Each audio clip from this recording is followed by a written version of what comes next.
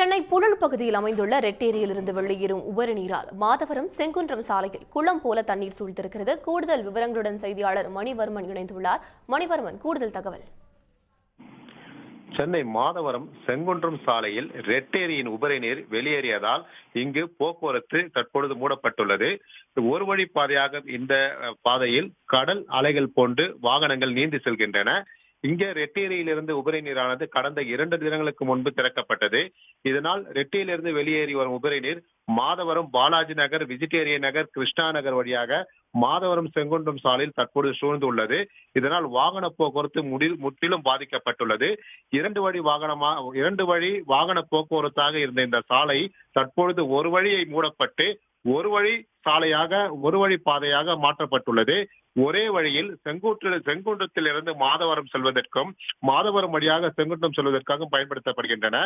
வாகன ஓட்டிகள் கடும் சிரமத்துடன் இந்த பாதையில் வாகனங்களை இயக்கி செல்கின்றனர். இருப்பினும் இருசக்கர வாகனங்களுக்கு தடை விதிக்கப்பட்டுள்ளது.